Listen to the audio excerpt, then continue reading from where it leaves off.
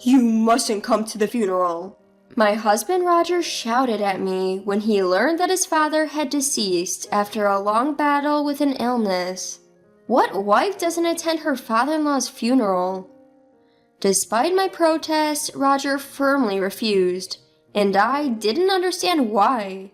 On the day of the funeral, I sneaked in to observe, and there he was, seated with a woman I didn't recognize at the bereaved family's side. What on earth is going on? Who is that woman? I was shocked and confused, not understanding what was happening, but soon I would learn the shocking truth. I'm Catherine, 30 years old. I married Roger, a 35-year-old office worker, 3 years ago. We don't have any kids yet. Roger often travels for work, only coming home about 3 days a week. While he is away, I devote myself to my hobby of drawing comics. On his days off, we would go shopping together, watch movies, and enjoyed our time as a couple. Roger's mother passed away when he was a child, and his father raised him and his sister Sarah single-handedly. In the early days of our marriage, we would often visit Roger's family, a 2-hour drive away. But when his father fell seriously ill a year ago, our visits gradually decreased. Roger told me, "Dad doesn't want you to see him in his emaciated state." So I refrained from visiting. One day, a call came in on Roger's mobile after he returned from work. Dad has passed away?" Upon hearing that, I stopped preparing dinner. Roger sighed deeply after hanging up. "Was that real?" "Did you hear that? His condition seems to have worsened suddenly." The one who contacted him was his Uncle Terry. The events leading up to Roger's father passing happened in a flash, and Uncle Terry didn't even have time to call Roger. The funeral would be held the day after tomorrow. Roger seemed quite flustered due to the sudden news. As I was watching him with concern, I softly spoke, but his response was unexpected. "I'll come with you to the funeral." "No, you absolutely can't come."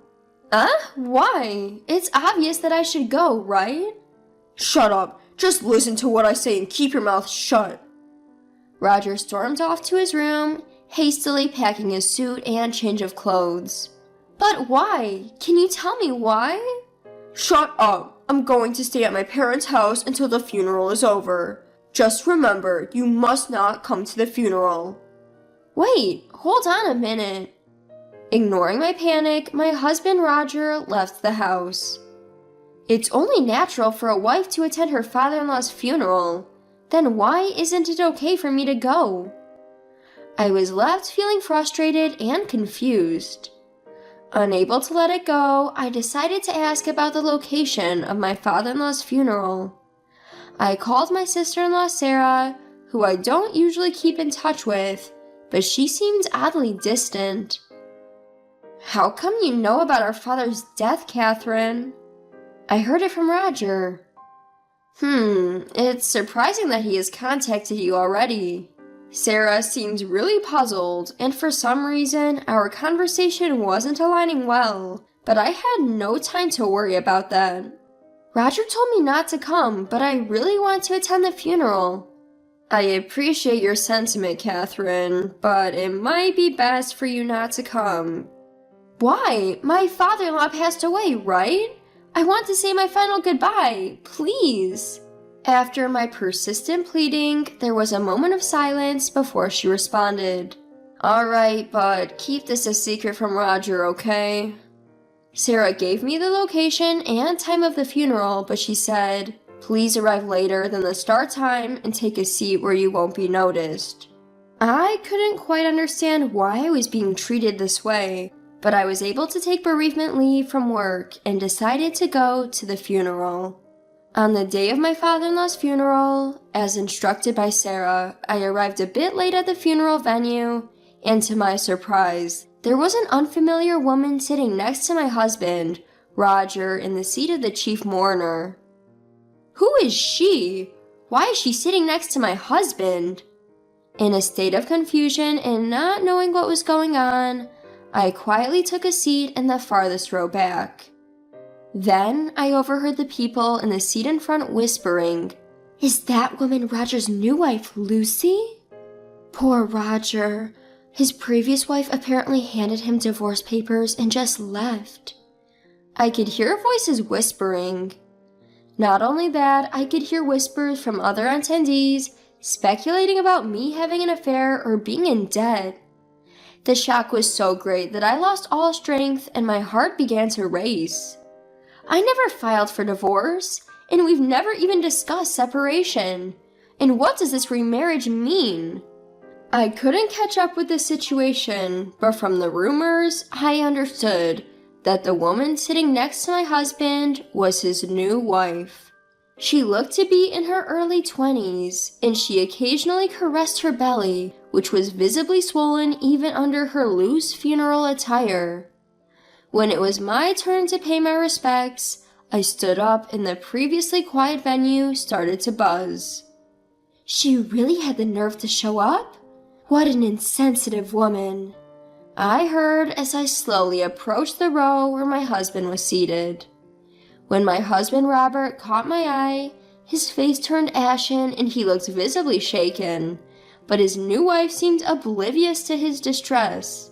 Having finished paying my respects at the funeral, I swiftly left the funeral home to head to the city hall, escaping his piercing gaze. There, I took out my copy of the family register, where it was written deregistration, indicating that our divorce had taken place 5 months ago. With my hands trembling in fury, my mind went blank.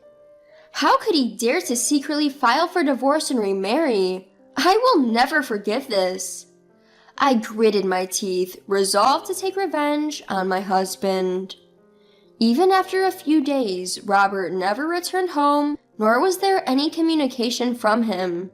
Didn't he say he would stay at his parents' house until the funeral was over? I was filled with a desire to confront him, but I chose not to contact him, waiting to see what his next move would be. Why on earth would he secretly file for divorce and remarry, all while living with me and keeping it a secret? There must be something else going on here. As I thought back on Roger's past actions one by one, I noticed something and quickly switched on my computer.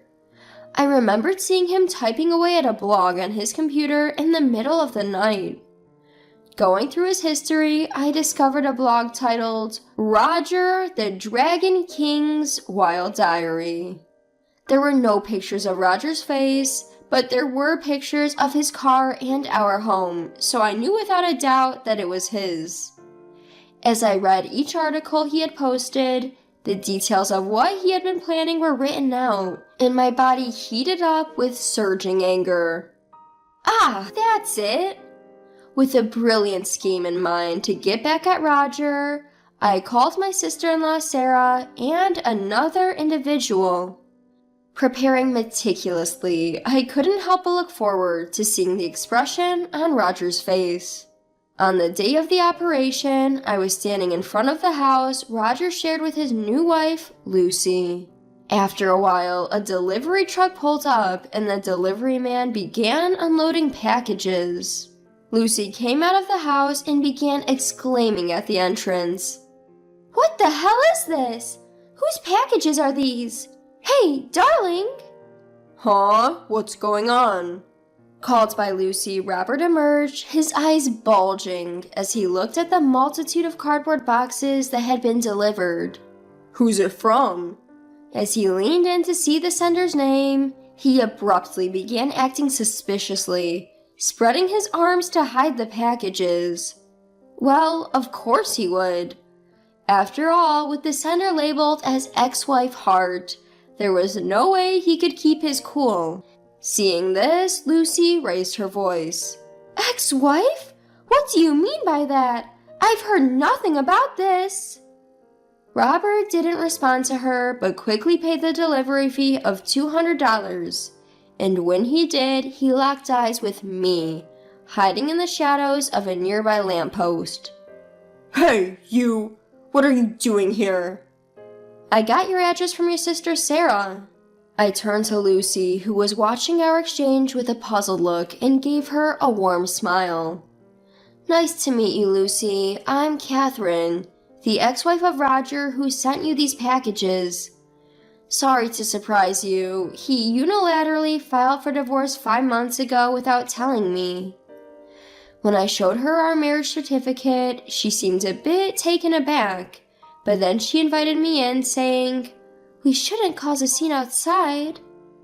Once inside the living room, I ignored my trembling husband sitting next to Lucy and began to speak. "Lucy, when did you start dating Roger?" "About a year ago. He said he was single. I can't believe it."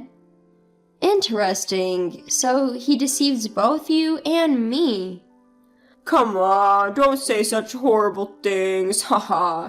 It's just a simple misunderstanding, isn't it? I was speechless at my husband's nonchalant laughter and his utter lack of remorse.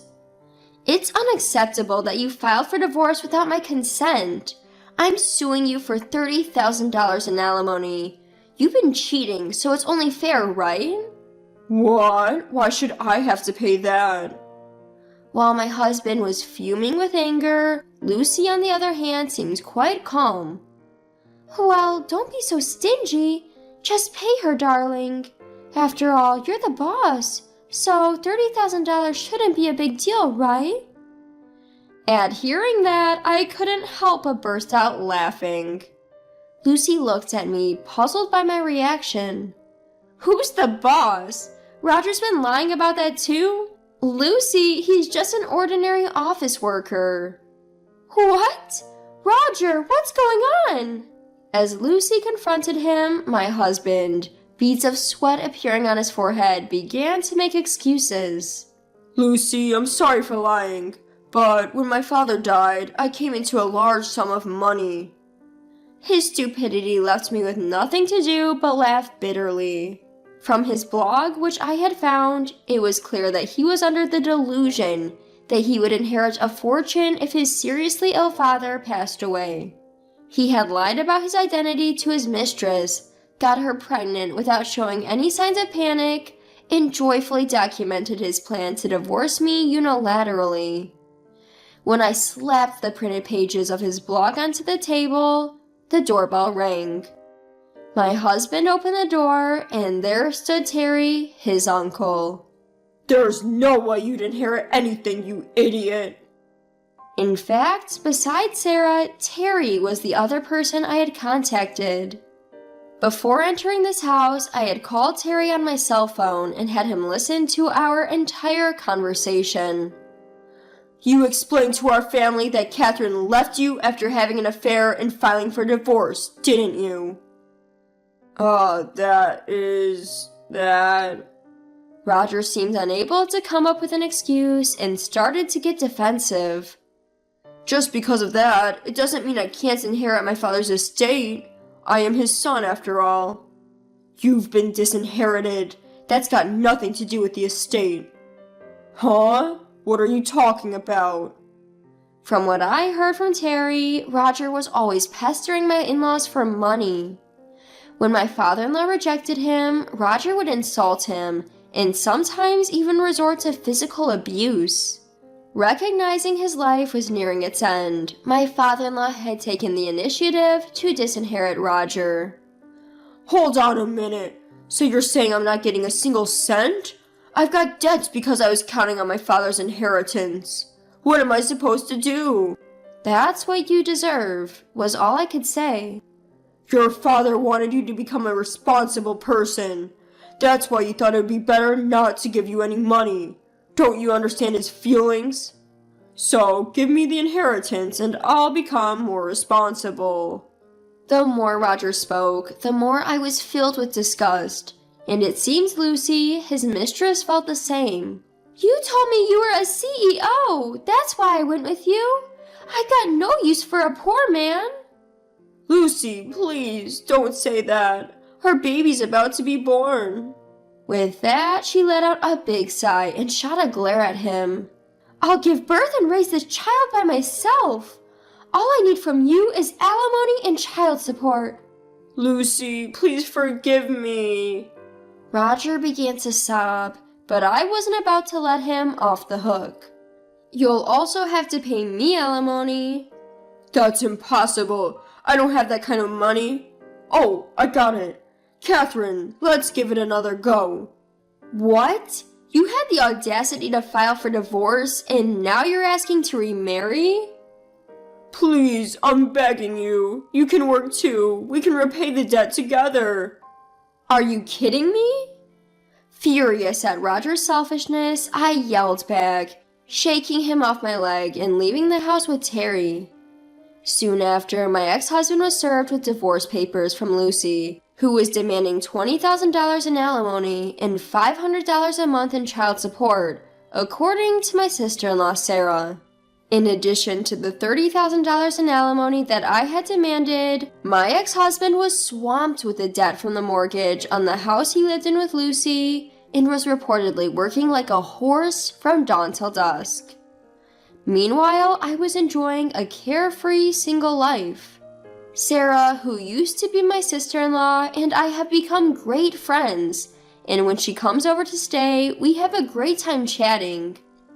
To top it off, a comic strip I drew based on my ex-husband's blog post has received a phenomenal response on social media, and I'm going to publish it. Excitedly contemplating the title for the comic, I'm enjoying my new daily life.